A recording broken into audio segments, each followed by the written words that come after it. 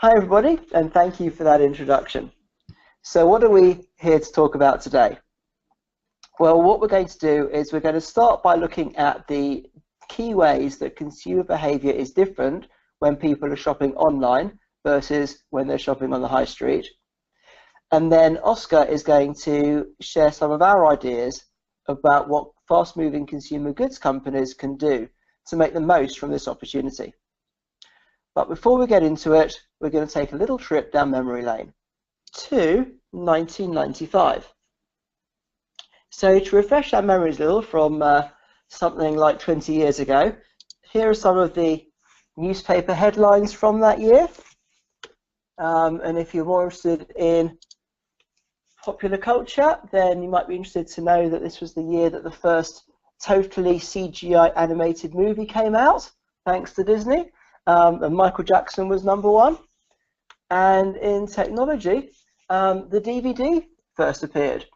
And this was also the year that Microsoft, rather controversially at the time, bundled a web browser in with their operating system. I was, in 1995, I was a student at university going to the library to read real physical books. I'm now a huge fan of my Kindle e-reader. And this was also the year that I sent my very first email. I wonder if anybody else in the webinar remembers something called Pegasus Mail. But anyway, why did I want to start in 1995? Well, this was the year that these two very important e-commerce sites first made their appearances in our browsers.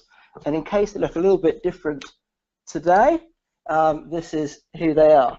And just looking at Amazon alone,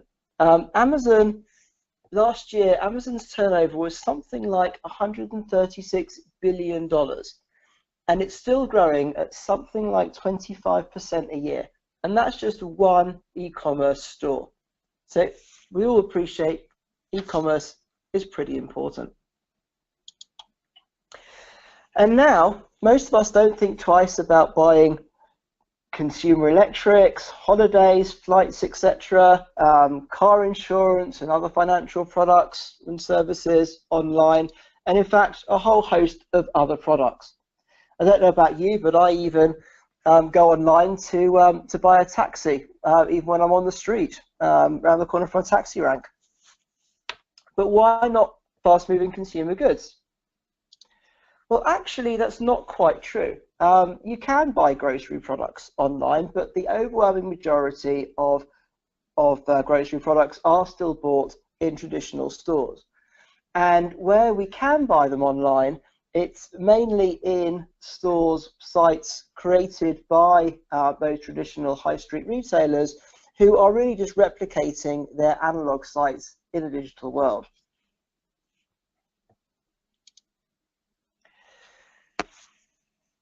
So that creates some uncertainty for consumers, especially because consumers do shop differently online versus in-store. So let's have a look at some of the ways that that's different. Well, for starters, consumers have far more products that they can choose from online, at least in theory, but actually there are far fewer products that will appear on screen at one time versus a shelf in a physical store. Secondly, there's a lot more random competition. Not only are the barriers for entry of innovations far lower in the online world, where they don't need to negotiate for that shelf space, but it's also very easy to change metadata for products, and the algorithms are always changing as well, dynamically, what people will see on any screen. So that means that you're never quite sure exactly which products are going to be competing with your products at any given digital point of sale. Third, in addition to algorithms now replacing the human-made planogram, shoppers themselves are also responsible for what they see. You know, they're using filters and keyword searches rather than being dependent on the trade category, the trade's classification of the category definition. And fourth, shoppers can now see not only what the manufacturer wants them to see about the product, but it's very easy for them to see what other shoppers are saying about the product. The most successful e-commerce sites today are those which have peer reviews and ratings as a key feature of those sites.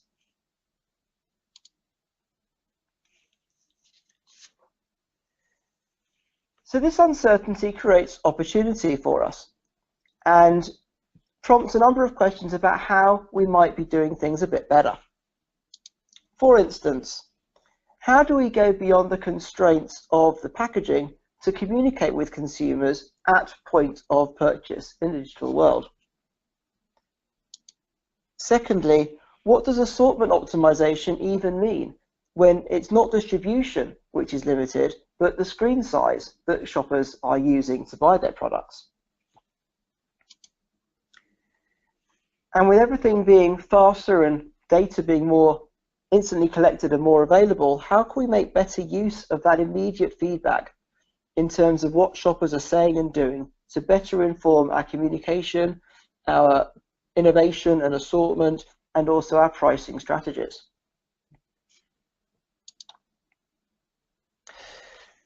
So how can CPG manufacturers and retailers make the most of this opportunity? I'm now going to hand over to Oscar to share some of our ideas. So we're going to introduce the idea of developing products for online first. This idea actually came from the software industry, where mobile first has become a household term. In that industry, it means that when developing software or websites, you first develop for mobile phones and then you adapt to also work on desktops. For that industry, it makes a lot of sense since most consumers use their mobile phone more than they use other devices. So mobile first as a way of working developed as a reaction to mobile phones starting to dominate the user experience. So there's definitely a parallel to be drawn between the changes in that industry and what's happening in the consumer packaged goods industry. So let's use this thinking and apply it to CPG. As CPG transitions into e-commerce, what would it mean to develop a product for online first? Let's start with the product packaging. Packaging plays many different roles in traditional retail. First, it has a very functional role in that it contains the product, and because of this, it's also part of the user experience. The packaging also has to be eye-catching in order to grab the attention of consumers and be noticed on the shelf. The size and weight of the package also plays into consumers' value perception of the product. And finally, the package contains communication in the form of text and graphics to show consumers what benefits they would receive from using it. The role of packaging is very different when products are offered on a website. While the physical packaging is our main way to communicate with consumers in traditional retail, consumers don't have any interaction with the actual physical packaging in e-commerce. So sure, the communication can contain pictures of the package, but in most cases we're not forced to show packaging in the image, and we're not limited to communicate only the claims and images we can fit on the packaging. So let's explore a little bit further what it means to separate communication from packaging. It means that communication can be a lot more visual as we have a lot more space to work with. We can combine pictures of the packaging with pictures of the actual product or pictures of people using and consuming the products. Since there's more freedom in the visuals, brands can research the optimal stimuli to clearly communicate the product and its benefits. Brands are not limited to images either. Videos can be used to help bring the product experience to life for consumers.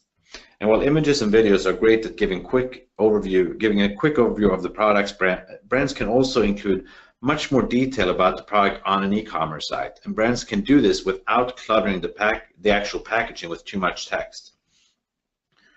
With more visual and more detailed communication in combination with the transparency of consumer ratings, it actually helps set a more realistic expectation for consumers, and this better alignment between expectation and reality hopefully leads to better usage experience, as the product is more likely to line up with what consumers wanted when they bought it.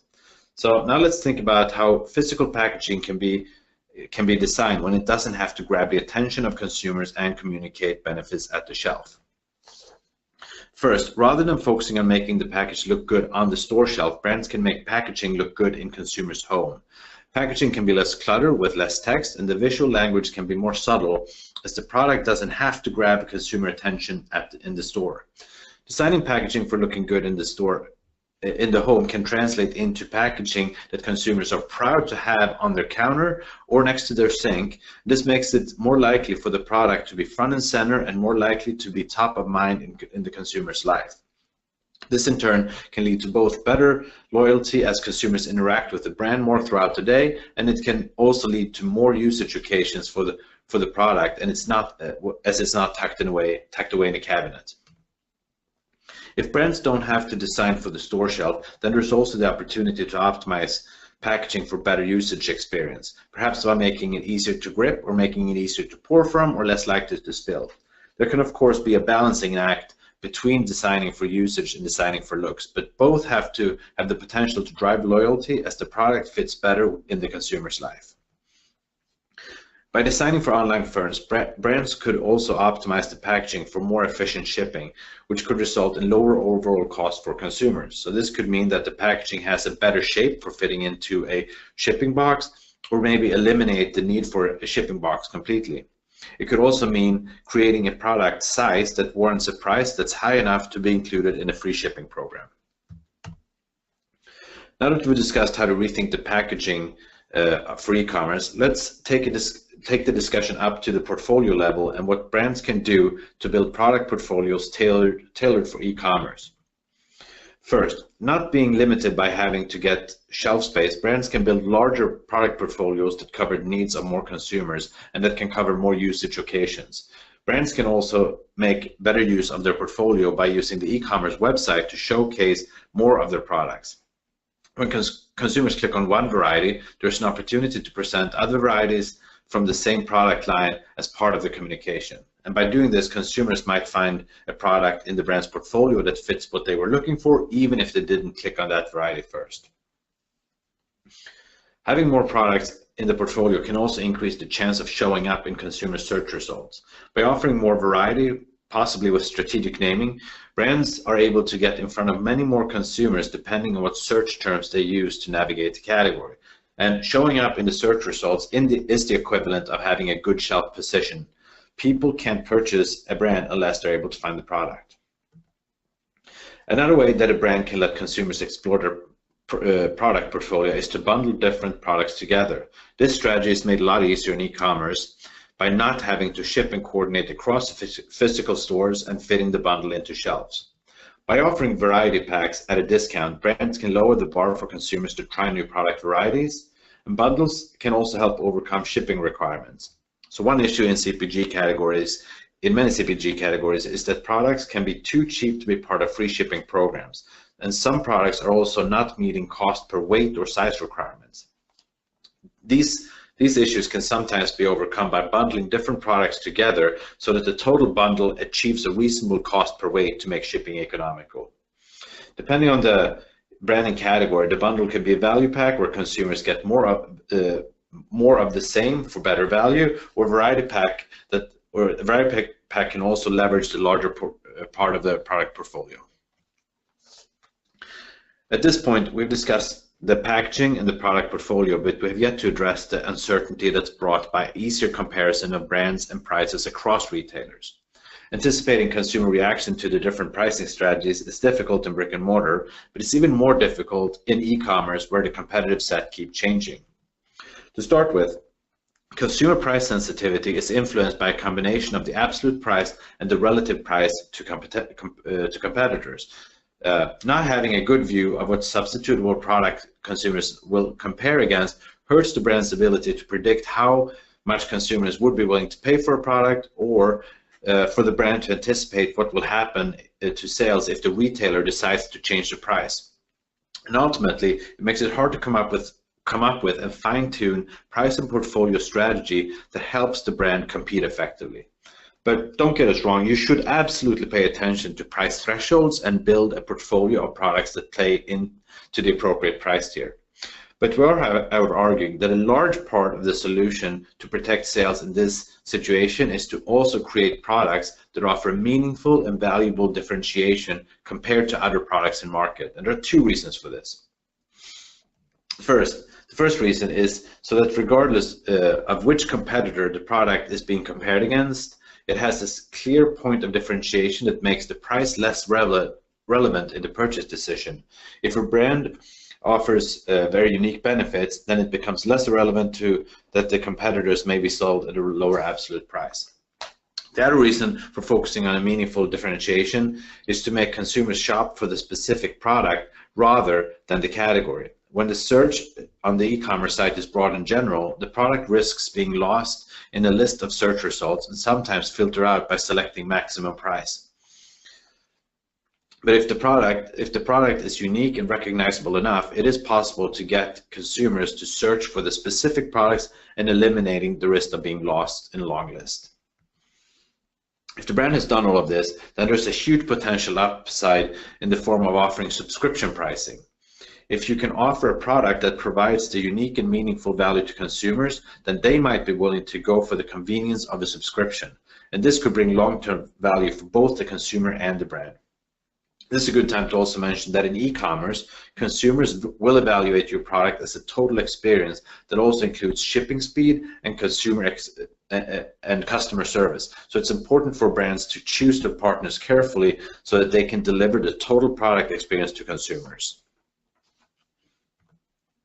So to sum up this webinar, I hope we showed some ideas for how to develop the brand for online first.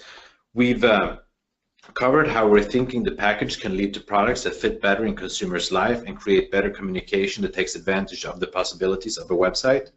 We also covered how without physical limitations of a store, we can expand the product portfolio to cover the needs of more consumers, but we should also use the portfolio as a way to show up in more search results. We can also use different configurations of our product portfolio to build bundles that appeal to consumers and also make shipping more economical. And by creating meaningful differentiation, brands can be better positioned to compete regardless of what competitors they are being compared against. And finally, we mentioned the importance of using consumer ratings and reviews to react quickly to any shortcomings of the product. And with that, we'd like to thank you all for joining, and we're going to open up for questions.